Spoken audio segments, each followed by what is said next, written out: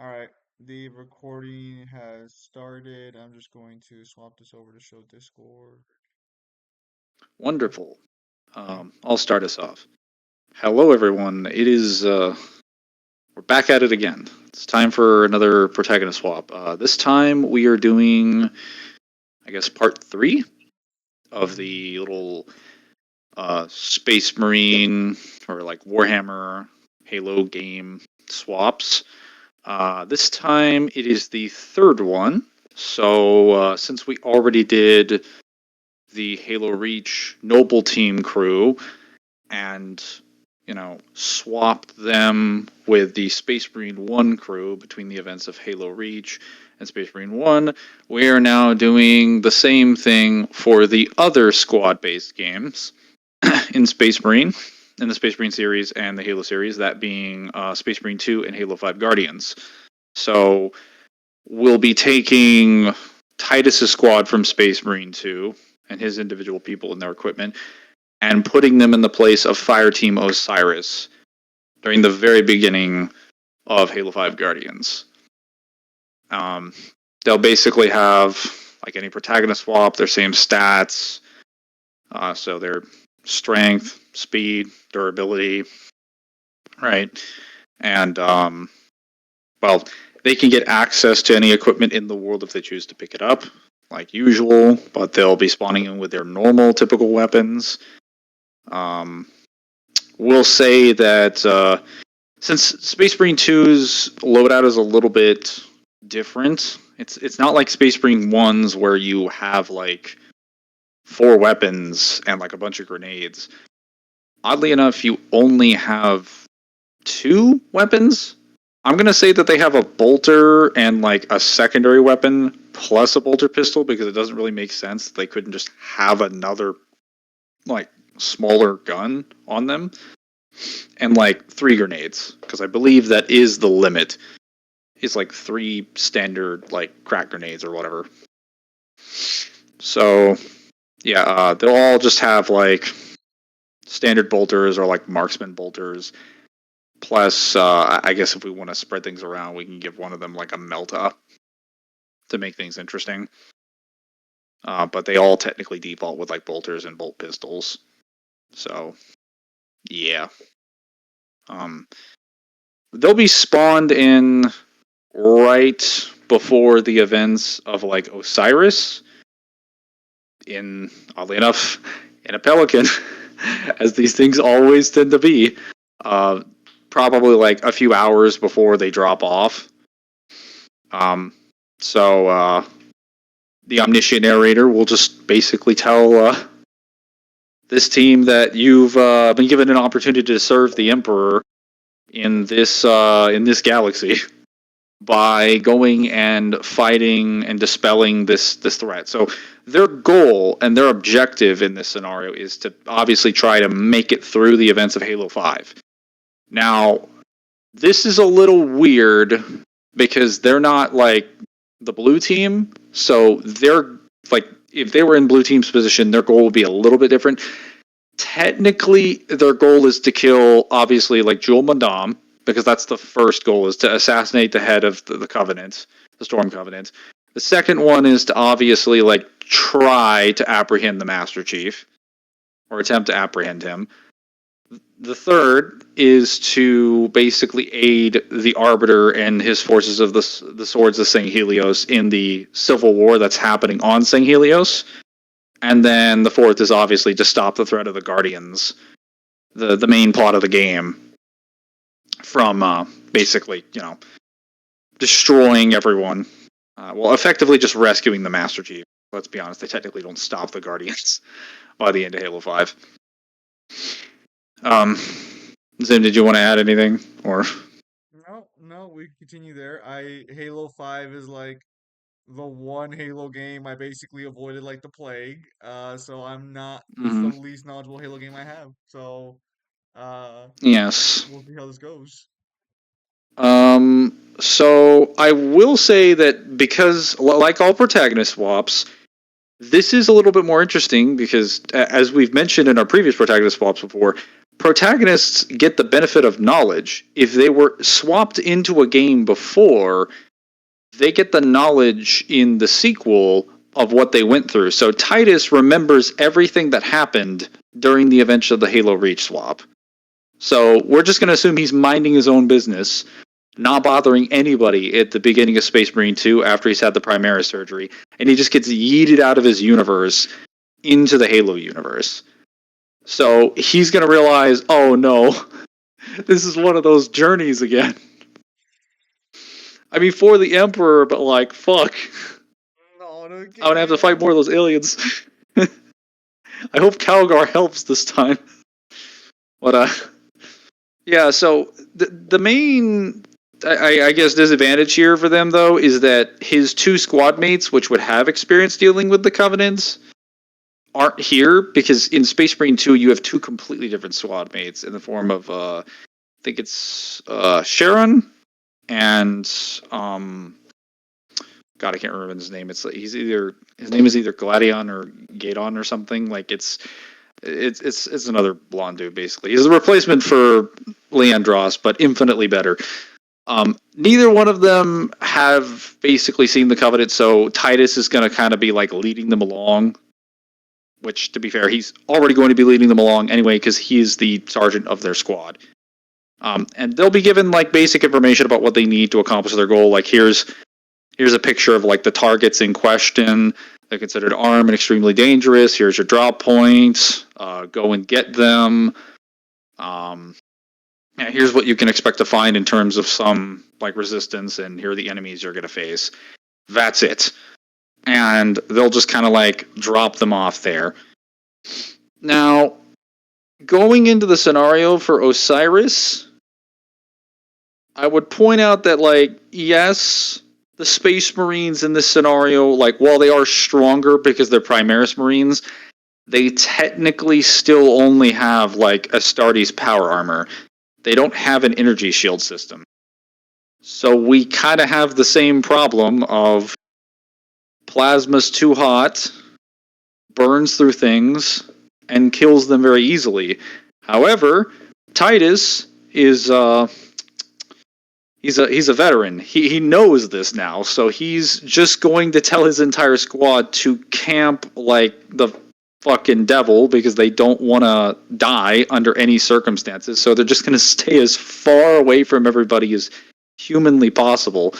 And fortunately for them, the Covenant weapons in Halo 5, while they are really good, not a lot of them are based around like long range tech, like the beam rifles and focus rifles and like needle rifles. Because while there is a beam rifle in this game, it doesn't show up that often because you're mainly fighting Prometheans. So they're not going to have to worry about fighting plasma. Plus, during this event, when you're showing up on what's it called? This world during the mission of Osiris, you're invading the main base of Joel Mondam as he's being attacked by Cortana's Prometheans. So you're in the middle of like sort of bit of like a firefight between two factions. So you can just selectively pick off whoever you don't like. So they'll be able to just kind of sit back and just take pot shots at both the elites and like the elites, jackals, whatnot, and the Promethean soldiers.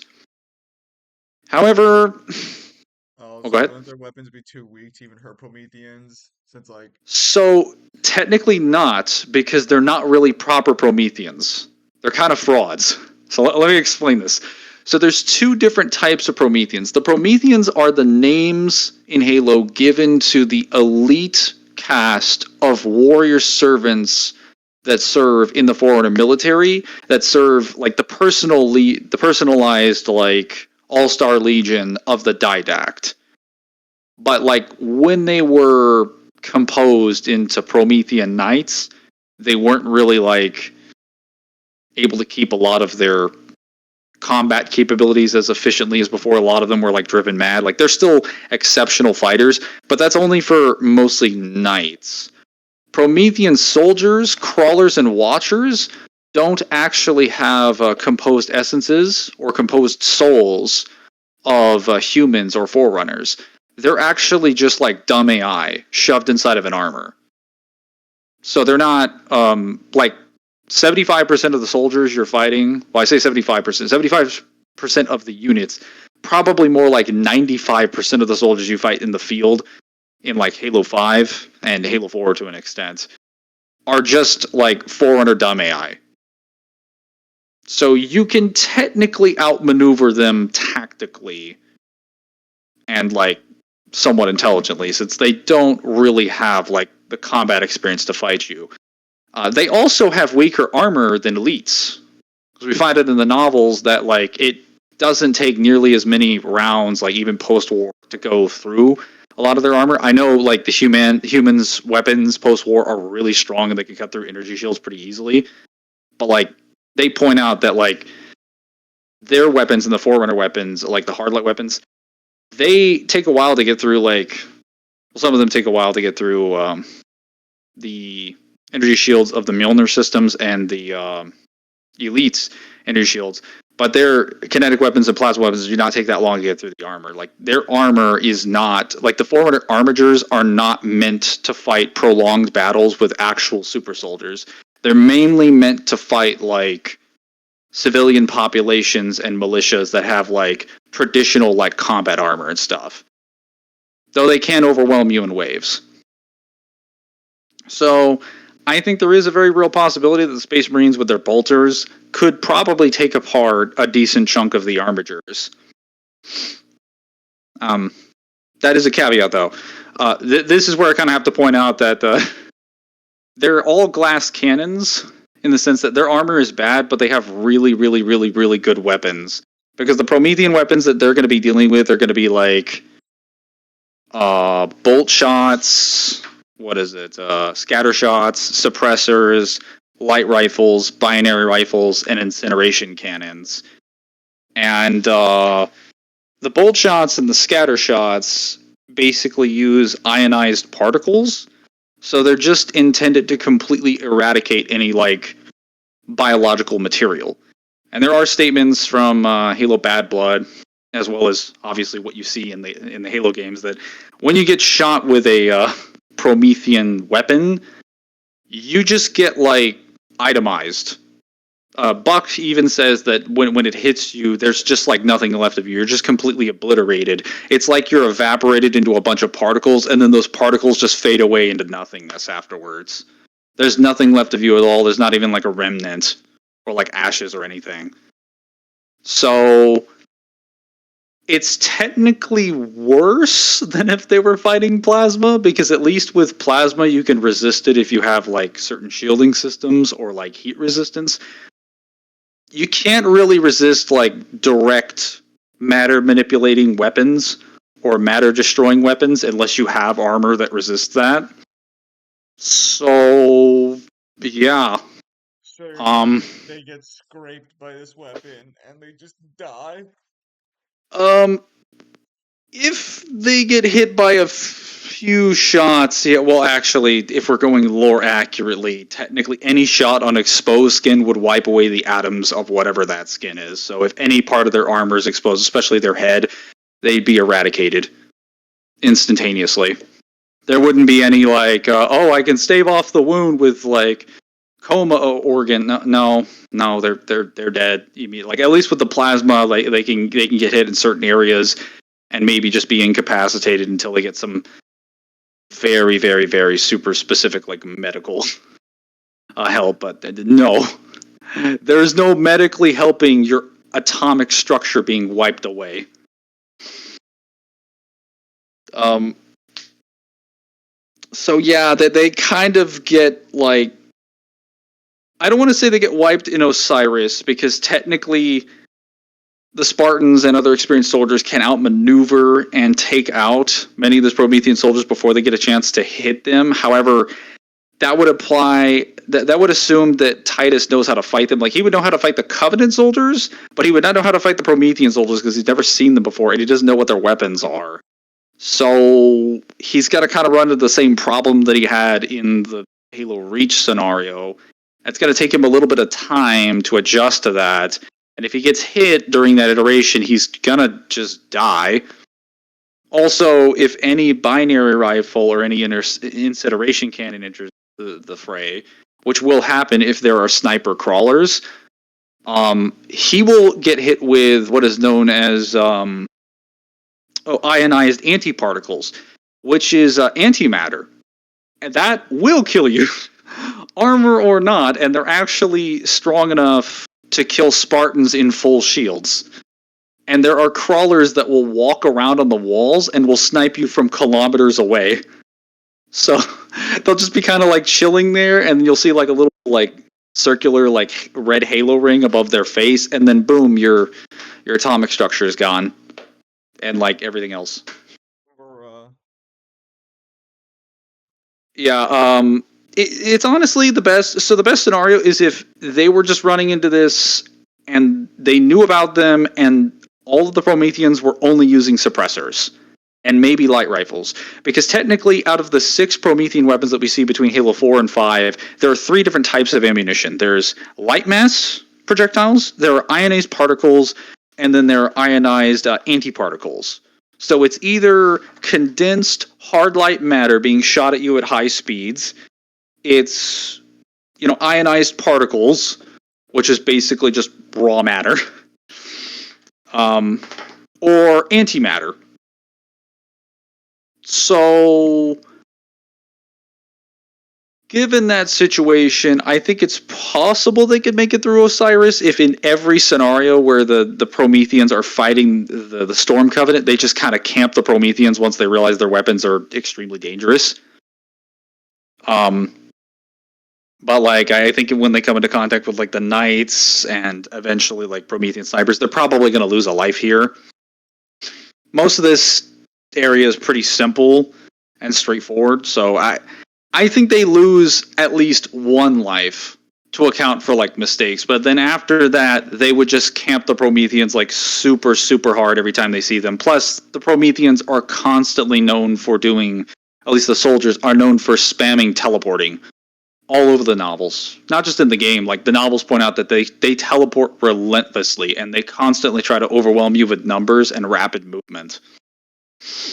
So if you're spending a lot of time trying to shoot them by determining where they're going to phase out next, you might not be paying attention to the binary rifle that's being lit up across, the battlefield. So I think they could lose a life here. Well, what do you think, Zim? What do you well, I mean, have any thoughts?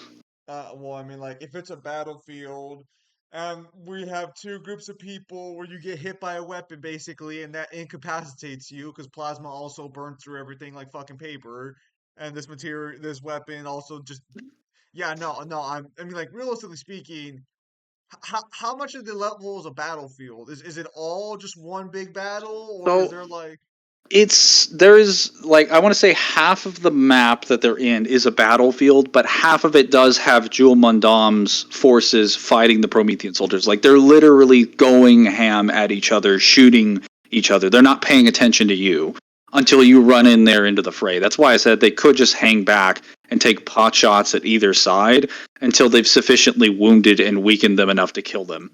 would their Because their weapons are going to kill each other. would their pot shots even matter? Because like, unless they pick up weapons in Halo, would they even be able to hurt any of the elites? So they'd probably be able to hurt the armigers, like the crawlers, and they could just let the Promethean soldiers hit the elites.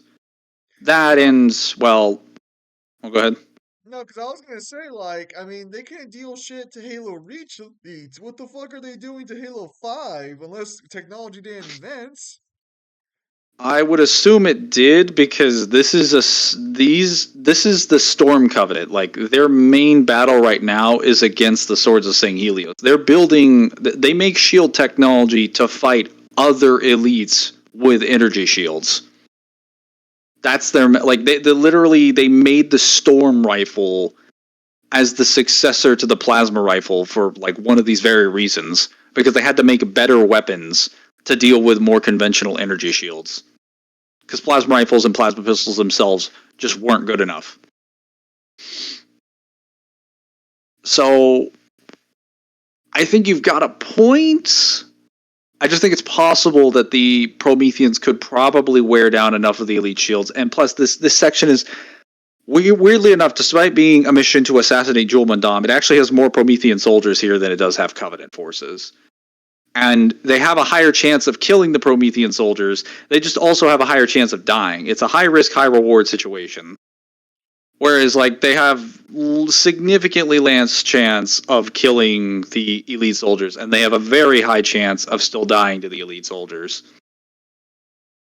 So it's like a pick your poison kind of moment. So And now's the time to yeah, pick the poison. they for sure die here.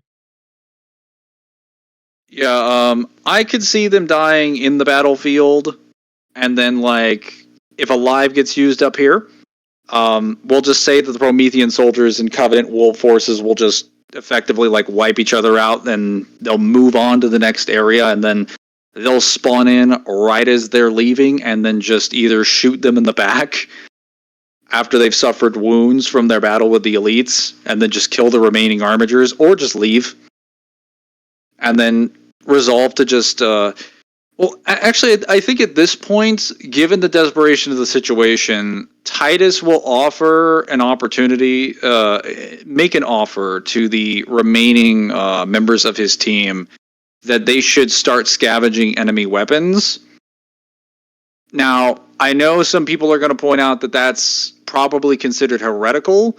However, in this circumstance, which Titus is not wanting to be very suspicious, his men have literally just died and then have come back to life by what they would only describe as like the grace of the Emperor. So he could probably just bullshit his way out of this by saying that, like, if the Emperor brought us back, he clearly wanted us to get through this scenario, and we're not going to waste his will by worrying about whether it's heretical to pick up these weapons. Plus, these things do so much fucking damage.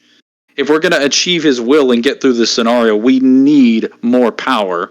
And those weapons are dangerous to us, so they have to be dangerous to them. Now, I don't think his soldiers would really be against it, and technically his Space Marine 2 squad is much more reasonable than ones and one. Also, they'd probably be, shitting their pants at what just happened, so I doubt they're going to disobey a direct order from their commanding officer after they all just died and then came back to life. They think they're carrying out the Emperor's will. So I think they'll just scavenge weapons from the battlefield, and then they'll run into the next area, at which point the Promethean soldiers are going to spawn in, and then they'll just start shooting them up with these various like light rifles and storm rifles and everything, and then they'll start realizing, oh wow, these weapons are actually really fucking good. And then just start deleting huge swaths of them. Now, granted, they still suffer the problem of basically having to worry about getting shot, but they'll just stay in cover. They'll just stay in cover the entire time and then just camp with weapons, because now they don't have to worry about being super exposed, and most of their weapons are going to be taking out couple shots. So they won't have to worry about like large swaths of ammunition or anything. I think they'll mostly be fine. I think they'll be able to get past the Promethean Knight there as well.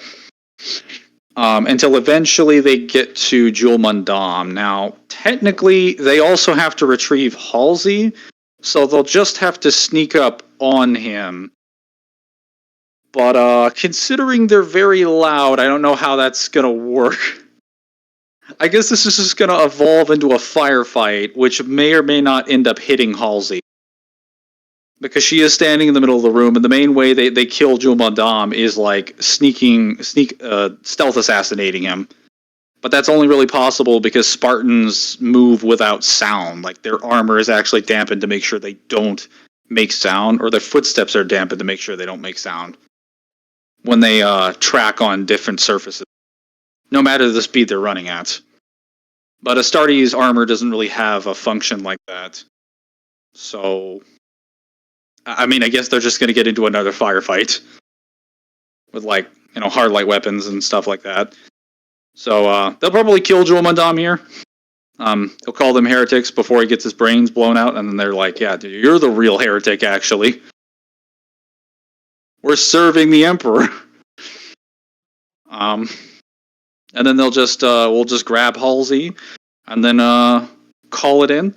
And then Pelican will come save them. Now, we're not going to put them through the events of, I believe, Mission 2? Mission 7 and Mission 14, because those are all Master Chief's missions. So Master Chief will still be going through the events of his scenario as intended. The next mission will be Mission 3, Glass, which is after Master Chief scuttles Argent Moon. What's it called? Yeah, he scuttles the station at Argent Moon, and they're told that he's basically gone AWOL, and they have to go after him. So they have to go to the outer colony world of Meridia, where they're going to fight more Prometheans.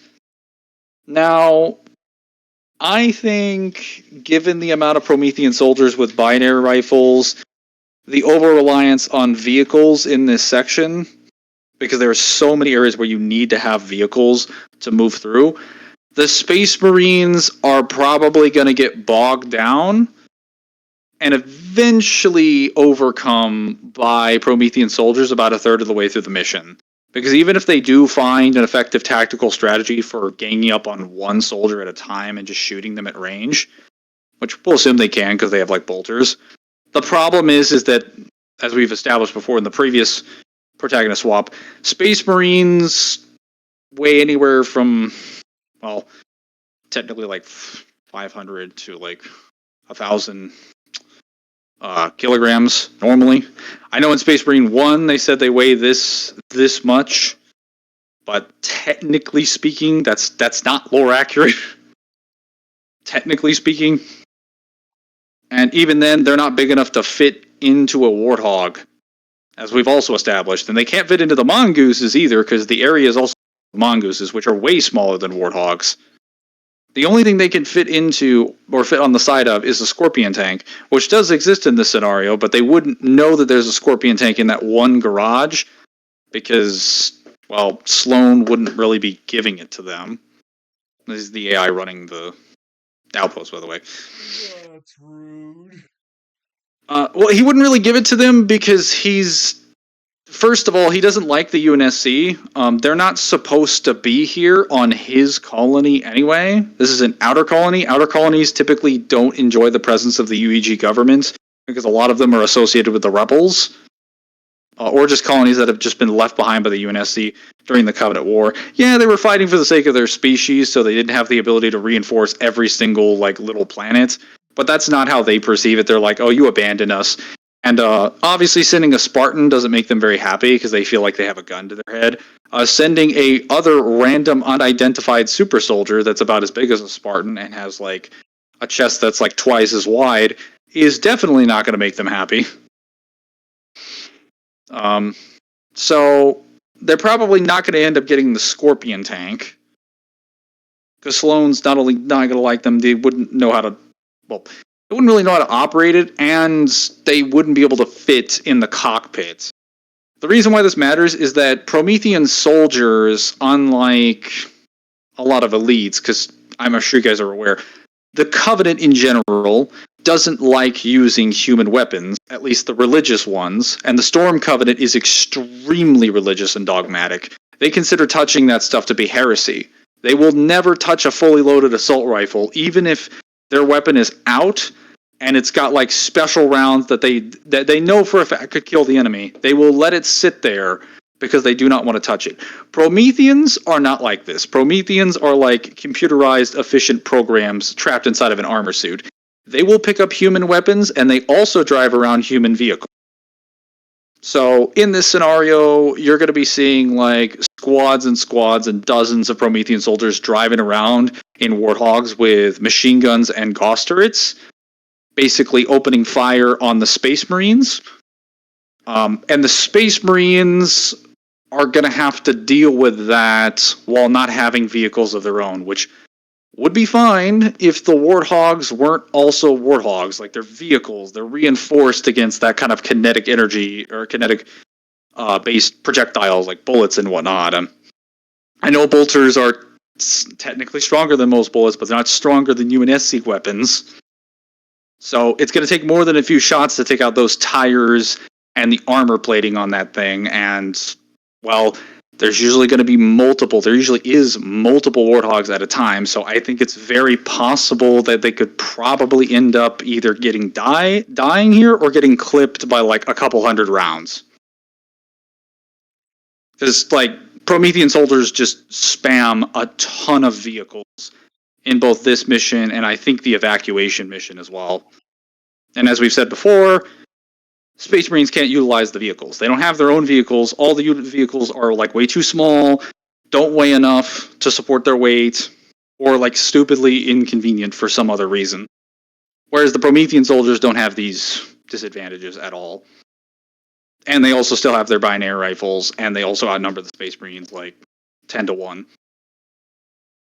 So I think it's very possible that about halfway through the glass mission, they're gonna probably die here because they'll just be fighting these enemies nonstop. Oh, actually, I forgot to mention the splinter turrets and splinter grenades. You remember those?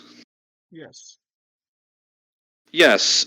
Basically, it's a grenade that puts out a bunch of ionization pulses that can basically disable vehicles, any complex electronic systems, and it states that in the case of any life form, completely disintegrate them. It was utilized by warrior serpents to indiscriminately cauterize flood readouts on contested worlds or to recover ships compromised by the parasite. So the whole purpose of this weapon was to basically completely wipe out flood-infested areas and wipe their entire biological structure off of an infested place, and then like essentially for quarantine.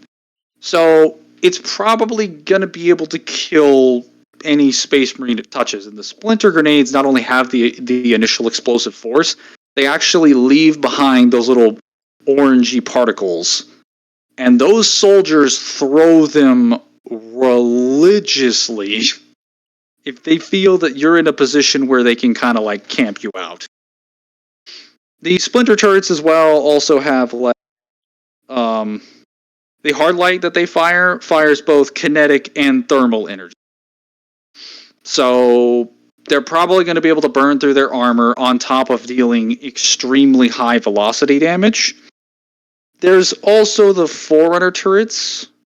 You remember the focus turrets in the campaign, right? Those little turrets that are like, they wind up and they're like, nerd, and then did you know that the focus rifles from the Covenant series, they're reverse engineered from the focus turrets? That's where they come from. That's where they got the idea from. I think they found the template for it, and they created the idea of the focus rifle from that turret. Oh. Oh no. Yes, so they'll probably be able to shoot it and destroy it. It's just that those turrets are very tanky, and there's usually multiple of them in a given area. I'm not going to say they won't like attempt to dodge them or anything. It's just that there's usually multiple of them. They'd probably disintegrate you on contact.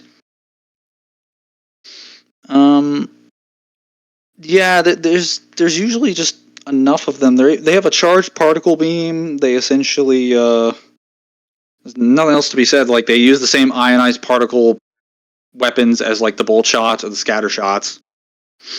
Also, forgot to mention, any scatter shots are going to be able to bounce around corners. So if a space marine is convinced he's in cover and a soldier is just standing near the wall and he knows you're near there, he can just fire the scatter shot into the wall because the scatter shot can bounce off of walls and can ricochet. So he can just aim high or mid and it will just hit the space marine in the face. Um, There's also like the charge functions on the bolt shot, which allow it to like fire like its full mag at someone for like a significantly greater payload of damage. What were you saying, Zim? All right. So then, does this mean this is going to be another level where they potentially just die again, similar to They how? potentially die again because vehicles. Also, the fact that there's a bunch of colony defenses on glass that are being apprehended. So, like, even if they didn't die to those turrets, they would also die to the human ones because there's also human rockets, turret weapons, and things that the Promethean soldiers keep appropriating. So now they're going to have to fight UNSC weapons on top of Forerunner weapons, back to back to back, with a bunch of soldiers that are constantly teleporting nonstop. I forgot to mention that, like, yeah, the Promethean soldiers, they can teleport. Like, literally every one of the Promethean soldiers can teleport. And they can teleport as many times as they want. Granted, a lot of it is like short range teleports, but they can teleport and they can chain teleports back to back to back across the battlefield. And, well, Cortana presumably would have like millions, if not like billions, of these Armiger drones at her disposal. There's not going to be millions or billions of them in the field at a time. There's probably only going to be maybe like 100 or two per every mission. But that still means there's dozens of enemies that have weapons that could kill them in only like a few shots. So, yes, this is probably going to be a bit of a stomp. Which means we're just going to result in them probably losing another life to vehicles until they get to Meridian Station, where they're just going to start investigating around and asking for where, like, to see if there's been a ship here, because they're still looking for the Master Chief. And after the events at Meridian Station, you end up basically getting a pelican given to you so that you can arrive to an area apogee station. And Sloan gives you a vehicle to get there. So then you show up, you fight a couple soldiers, and you help the UNSC, or not the UNSC, the miners that are there fight a bunch of the Promethean like drones and soldiers and whatnot. So with a bit of assistance from them and having just a bunch of meat shields, honestly, they'll probably be able to clean through this area pretty quickly because these are close quarters, mid-range sections, which is where Space Marines I think do fine. Plus, as I've mentioned before, the armor isn't that fantastic. So if they don't have overwhelmingly huge amounts of numbers, they're teleporting into a small space where they're kind of cramped, and the Space Marines at this point know how to fight them, and they know that they have the weapons to kill them, plus they can scavenge them. I think they'll be able to get through this just fine because they'll just be playing everything by like instinct. They're just going to keep moving only when they need to move. There is one section where they're going to have to deal with like a knight, but that's just the top of the apogee station. That's where Blue Team basically left their ship. So that shouldn't be too difficult because they could just take out the Watcher and then focus on Knight until they destroy portions of its armor with like repeated weapons. And again, they could just pick up enemy weapons. So if anyone's like, "Oh, their bolters wouldn't be able to," like, they could just pick up enemy weapons.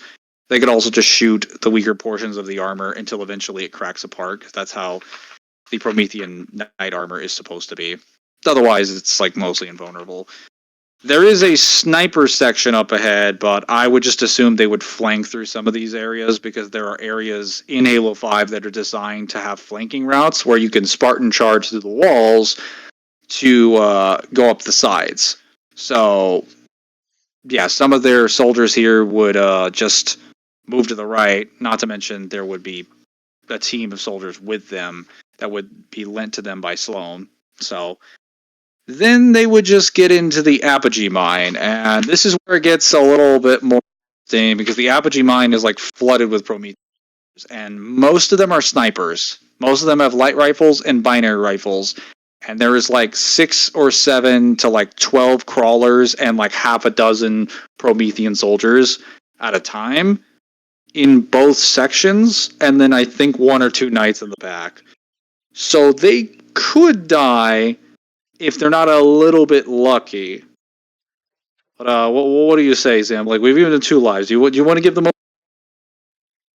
and a whole lot of skill because they got the skill. I think they can make it if they played it extremely safe. There's also a turret they can turn on that can auto target the enemies. If there is even if it's a little unreasonable, if there is a chance they can survive, that's somewhat plausible. I think we should just give it to them just so we can at least try and get them as far as possible. Because I think that's fair too, because this yeah, is almost to the end of the mission. yeah, because I was gonna say a lot of these missions are high battlefields and fucking high intense combat, and it's like these boys. Apparently, these space marines just aren't built like that. And then you get to the end. Once you get to the top of the Apogee mine, you take the elevator down, and that leads to you arriving down into the cave. Then this is the end of the mission.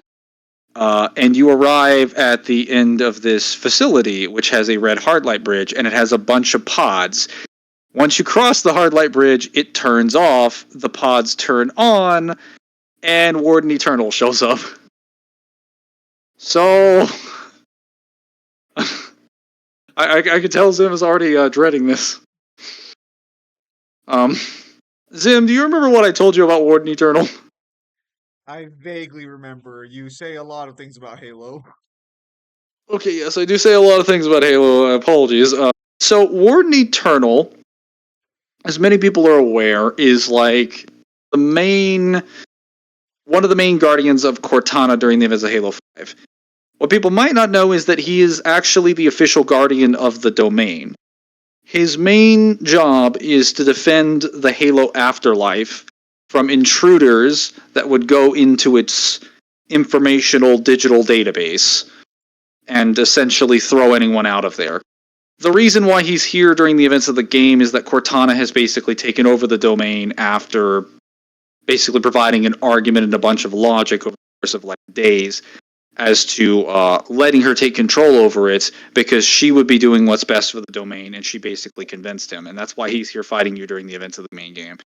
The reason why I explain this is that like it's important to know what his connection to the domain is and his backstory because that relates to his powers. So when you fight Warden Eternal is not actually like he's not directly himself in the sense that the Warden Eternal that you see in the room is not the only Warden Eternal. He's actually just he's a essence, which is essentially what the Foreigners refer to as a pattern, the soul in Halo. That is, it's been converted into a neurophysics quantum construct, so a little bit different than the standard quantum construct. And he is basically made up of millions of a Forerunner rate known as the Herapis that has essentially merged together into one collective soul, and that is called Warden Eternal. Why this matters is that because of all those souls, he can basically manipulate a few million different bodies. So whenever you destroy Warden Eternal's body, he will just come back with another body. Because what you're doing is that you're basically just destroying a vessel that he uses, and his essence is just sent back to the domain, or is just sent out of that, and then he goes wherever in like a computer operating system or the existing operating system on the planet, or just returns to the domain, or just goes and gets another body. Really, so no matter what they do, there is no weapon that they have at their disposal that can kill Warden Eternal, like permanently. He will always come back. For what it's worth, in the scenario, Fireteam Osiris did not have to fight a million bodies. They technically just only have to fight the Warden Eternals there. So I will point out that, like, yes, even though it's lore accurate, they're not going to have to fight him because this isn't a versus matchup with Warden Eternal.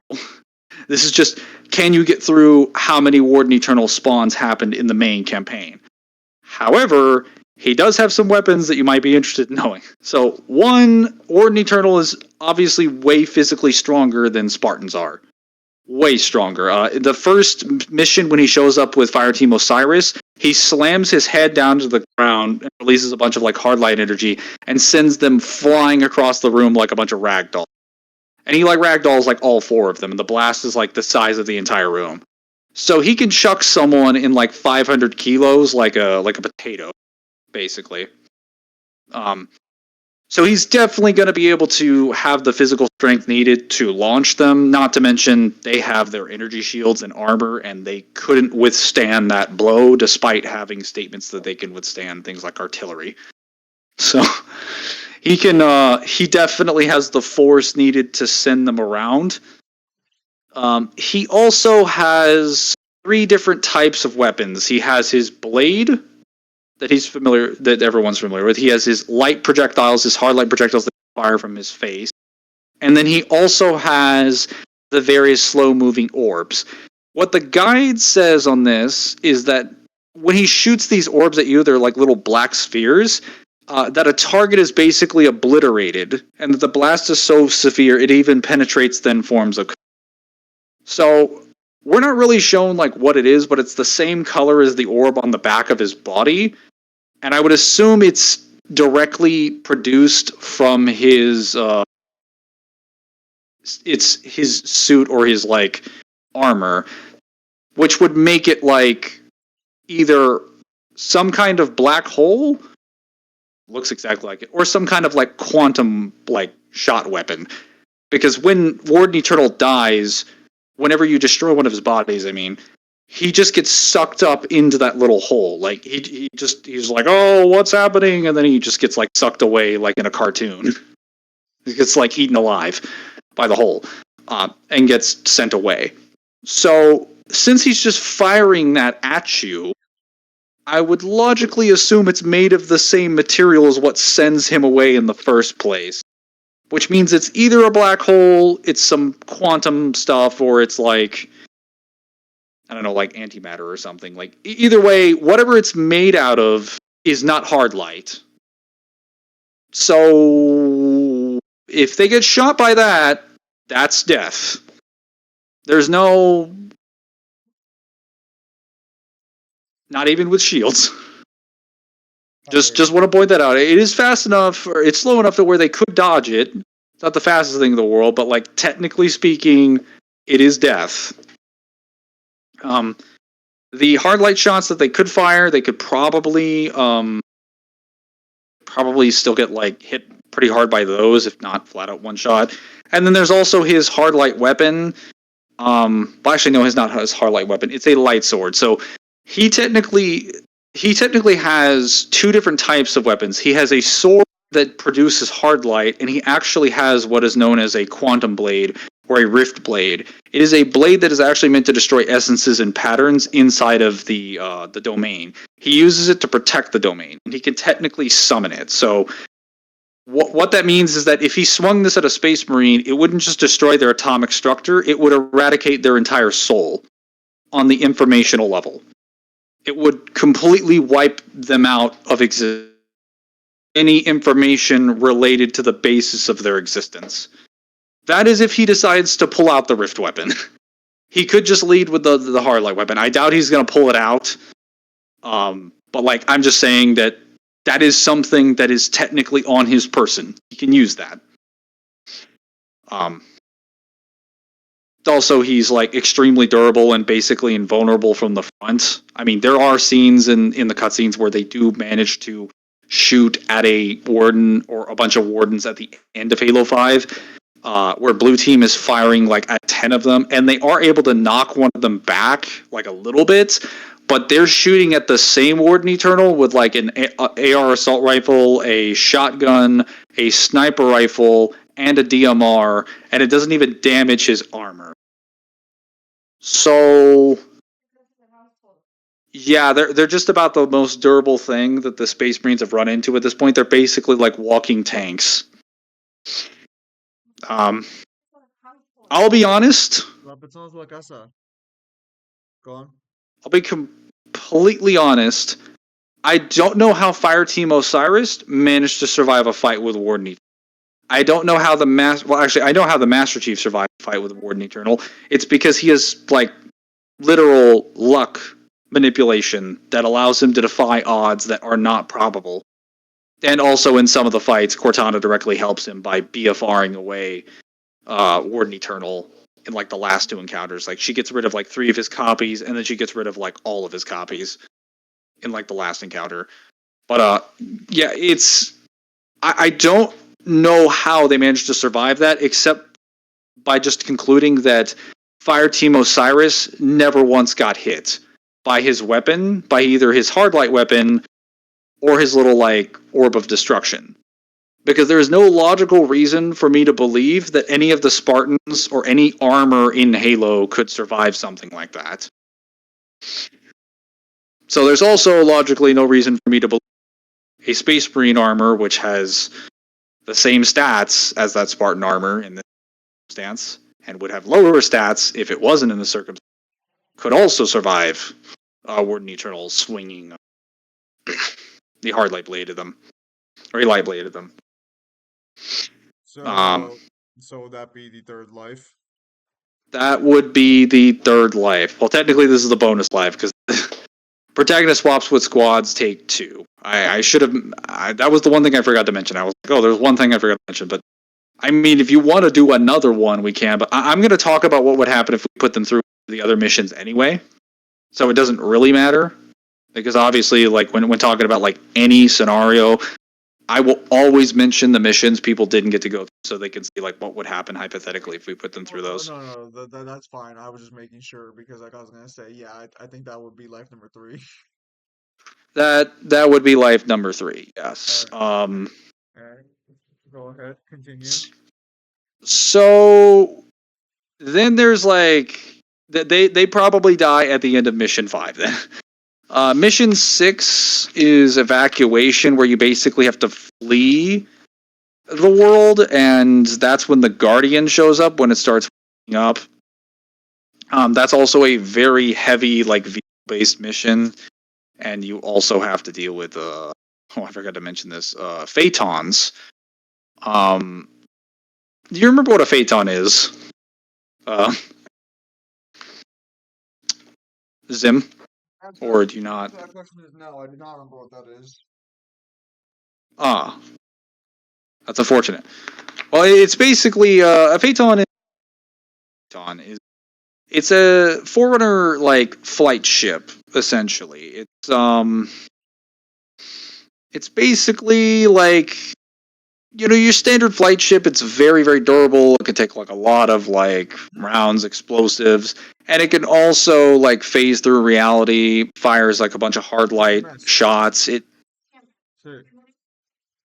And Um, yeah. it it essentially does what the Splinter turret does, but on like a higher yield level. So yeah, I mean, they're gonna have to fight like a few of those in having to get off of Meridian, because there are points where, like, in order to escape during evacuation, you literally have to hoof it to the site where your Pelican is, or it will fall off of the building. But the only reason, actually, wait, no, I don't think they would even make it to the end of that, because aside from having to deal with the Phaetons, when the Guardians awaken on the worlds, they also typically EMP blast the world. And while Spartans are shielded from the EMP, because they mentioned in, I believe, Halo Bad Blood that the Mjolnir is shielded from. The Mjolnir is shielded from. Sorry, my mom was like vacuuming something in the background. It's shielded from EMPs. Technically, most of the other systems in the world around them are not. And the effect of the Guardian is also meant to be a lingering effect. Veronica Dare points out that like there hasn't been like we don't know any length of time or any technology that can be used to recover from a Guardian's EMP blast. So if you get hit with a Guardian's EMP, you're getting blasted back to the Stone Age. No internet for you ever again, unless the Guardian reverts the effects of it. It's like a permanent EMP. So unless you just build brand new technology or like reset effectively everything, you're getting powered down.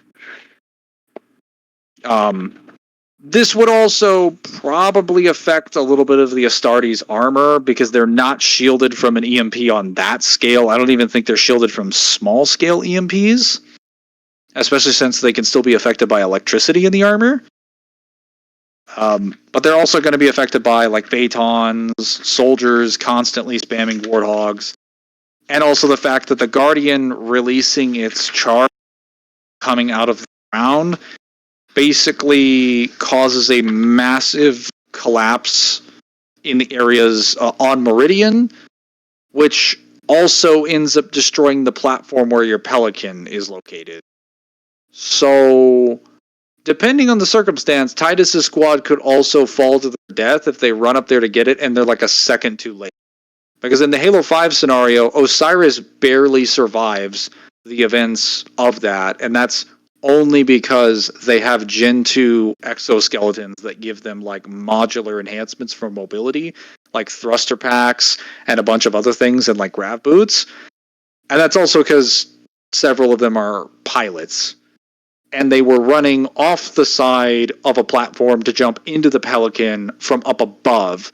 Space Marines wouldn't be able to fit in the cockpit, let alone like jump in there with that kind of ease because they don't have any sort of thrusters or anything to change their vertical mobility for them to fly seamlessly and cleanly into the cockpit. And even if they did, they wouldn't be able to get in there and operate it. So they'd probably just fall to their deaths.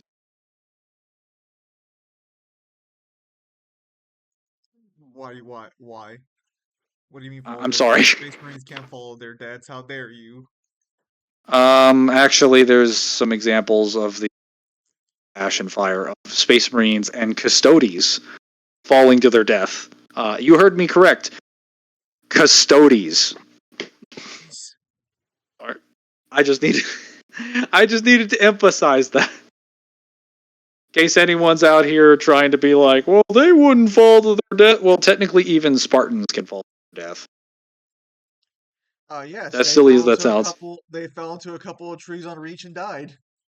Yeah, even though their armor's not upgraded for that, like even in the novel, one of the novels I've been quoting, which is Halo Bad Blood, uh, Buck is under the impression he's gonna die once the Guardian on, I think it's Cassidy 3 is the planet he's on. Once the Guardian activates its EMP blast and hits the Pelican, shuts off its systems, and he's falling out, he's convinced he's gonna die. I don't remember how he gets out of that situation exactly, but whether or not he's correct is the fact is that he's under the impression he's gonna die from falling out of a Pelican. So unless armor lock got activated, for all intents and purposes, you could assume he would die from a fall like several thousand feet in the air. And that's apparently where they would be anyway. So, then if they had to get to missions 3, 11? No, 3 through 12. 2 of which, I think mission 9 and mission 11 are interim missions. So they only have to do mission 8, mission 10, and mission 12. All of these are Storm Covenant based missions where you have to show up on the capital of St. Helios and basically battle the Storm Covenant, working together with the rest of the Swords of St. Helios. Now, I don't think this mission would work for the very simple reason of the fact that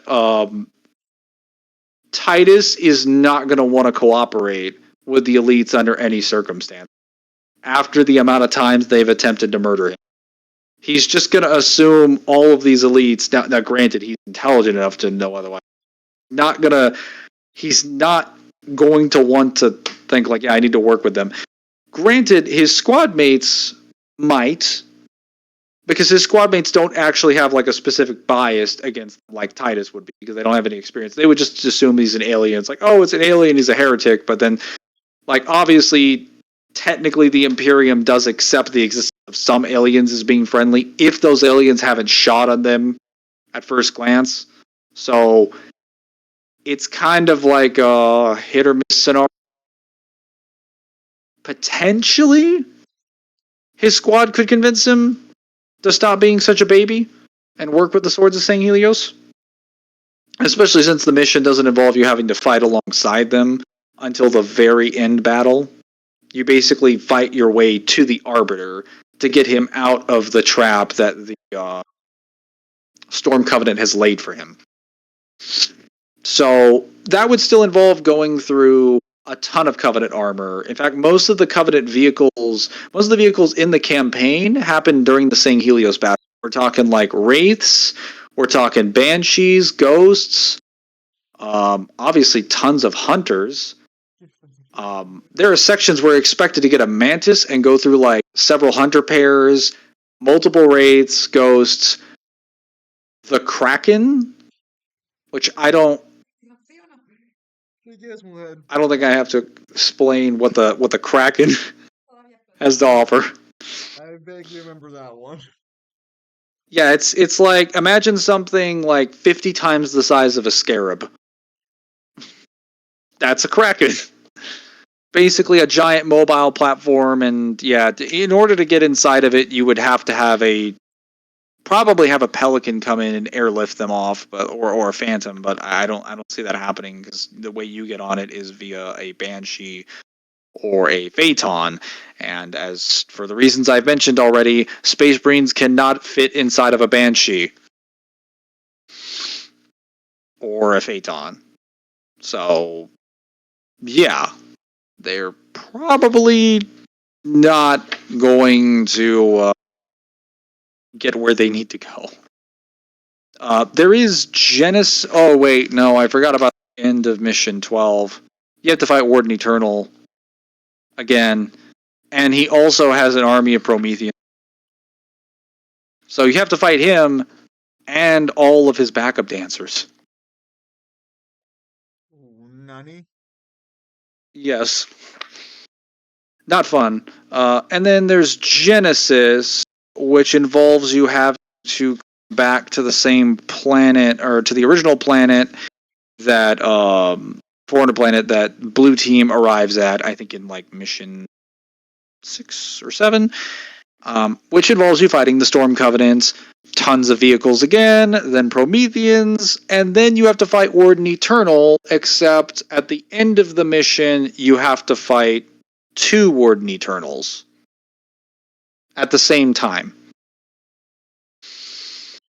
So I don't know if they'd make it through that. I don't know if they make it through that completely unscathed. I think that's probably unlikely. Mission 15 technically involves just fighting like a ton of vehicles, tons of hunter pairs, tons of drones and weapons. It's probably the most heavily fortified situation out of all of these. And then Cortana at the end basically throws like EMP blasts and stuff at you. I actually think that there is a scenario where the Space Marines could make it through this, and it is if I basically take the Master Chief's luck would allow them to survive because he is just so lucky that by a product of his luck defying probability and like fate, they would be able to just conveniently avoid most of the projectiles for most of the scenario until they can get to the end of Guardians in order to activate the console command and basically release him from the cryptum. So, as bullshit as that sounds, that is ironically a canon thing. Like his lore is his luck manipulation is a canon thing. Like he has, or not luck manipulation, supernatural luck. His supernatural luck is a canon thing. He's always been described as being lucky. Cortana has defined that his probability is like his luck is beyond probability. It doesn't make sense for him to be surviving these events because she's calculated that he should have died so many different times, but he doesn't. The librarian has pointed out that like he's basically accomplished everything that like the DNA instructions inside of like his being has led him to be at this point. That like living time basically expected a champion and a warrior of the human race to arise, and that person is Master Chief. Like he is essentially fated to fight for the sake of humanity. So Master Chief's luck is bullshit. Go ahead. No, no, you're fine. Mom asked me a question. Oh, it's very bullshit, and it's so bullshit that during the events of Halo 5, the Didact, who is currently inside of the domain, gains enough control over his in an area that he clearly has only spent a small amount of time at this point to basically get onto the world of Genesis as a data construct, take control of the one of the Guardians like Moors so that it connects to the cryptum, and basically release it from out of control from Cortana's hands. And he actually had an opportunity, and he points this out. He had an opportunity to kill Blue Team when they were imprisoned inside of stasis in the cryptum. He could have destroyed the cryptum or sent it away somewhere. He chose to allow the Master to live just because he was pissed off at Cortana, and he thought it would be so much sweeter if he fucked her over by disconnecting the cryptum from the Guardian. So the reason during the events of Halo 5 that the cryptum gets fully disconnected the way that it does isn't just because of Osiris. It's because the Didact is actually there manipulating stuff in the background. All of that happens because, again, Master Chief is just lucky as fuck. All that happened to his benefit. That not only some of his greatest allies, but also his enemies aided him. His fucking enemies. The Didact has to be probably his greatest enemy ever. In terms of, like, threat level, at least. Aside from, like, the Covenant. And he was like, yeah, no, I'll help you. Just to screw over Cortana. Seems reasonable. Well, I'm just saying that there is a very real argument that you could make that the Space Marines would get close enough to release the Cryptum because Master Chief's luck would just influence their actions long enough to keep them alive until the end of the scenario. Damn. Now, I could have potentially made similar arguments for Halo Reach, but I think in Halo Reach's defense, it's harder to suggest that because, like, well, they technically would have just sent another Spartan team to grab Cortana, as fucking silly as that. And even if that didn't happen, Halsey would have eventually found a way off Reach since she's still on Reach during that point in time. And she has Cortana. And technically, Fred and the rest of Red Team actually makes their way into Sword Base and the bottom of Sword Base with, what is it, Kelly, Will's team, and they recover Halsey and take her out of there. So I guess the major difference would be that just like Master Chief wouldn't have Cortana, but I'll be honest, I don't think Master Chief would have needed Cortana to survive the Halo War. Dude, Now, damn. granted, he probably Dude, would have activated the Halo rings. Cortana for Halo 1, that's crazy. He wouldn't have needed her to survive, but that's also because he would have activated the Halo rings. Because he would have just listened to Spark. He would have just listened to Spark and been like, yeah, I'm going to wipe out the Flood. And then later Spark's like, congratulations, we've wiped out all life in the galaxy. Seems reasonable. John's like, what have I done? He'd be like, mission accomplished.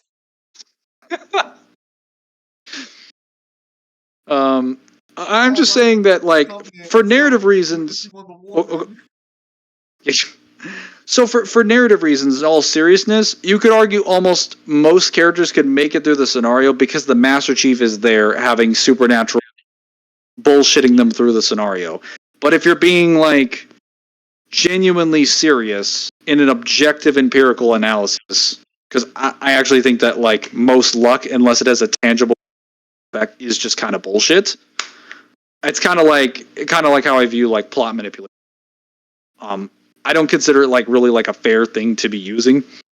In an objective empirical analysis, I think they probably die by mission 6.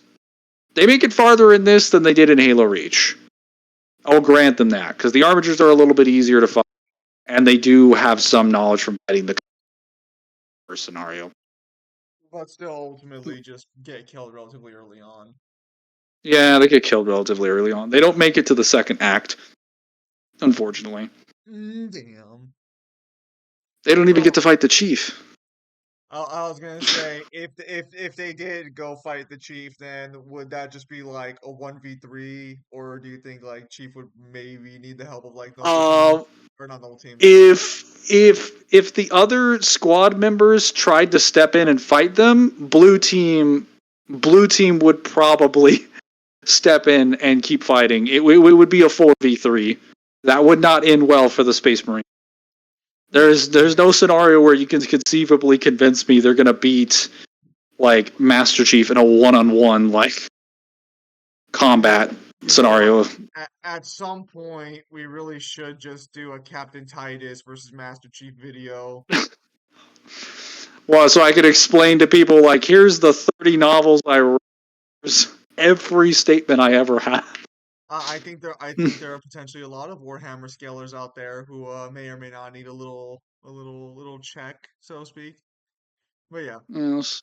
All right. So then the next one will be, is it still going to be Noble Team going through Space Marine 2, No, or will that be Osiris Team? it'll be Osiris going through Space Marine 2. Okay. So, but funnily enough, this is kind of well, it's a little bit biased towards Titus because Titus gets the benefit of having knowledge. Osiris does not because Oh no. they don't get they don't get any of the knowledge from Noble Team because funnily enough, Noble Team Noble Team's details of what they did on Reach is completely classified, even within Oni. Other Spartan teams do not know of what they did there. So Osiris, even if we say like Noble Team made it home, mission accomplished, which I believe they did, and I believe they would, none of that data or that information fought would be relayed back to Osiris. So Osiris is going to be plopped into a scenario with brand new enemies. Anything, it's going to be great. It's going to be Bruh. fantastic. Bruh. But Yes. but okay. All right. Then I guess we'll call the scenario there then. So, thank you guys for your time as always. Have a nice day. Did you do the stream, or was the stream for information was for the last one, right? Is there going to be another one for this one as well, or? Yes. We only have two more we got to do. All right. So, with that said, thank you guys for your time as always. Have a nice day. I'll see you guys on the next streamer video. Take care, everybody. Oh,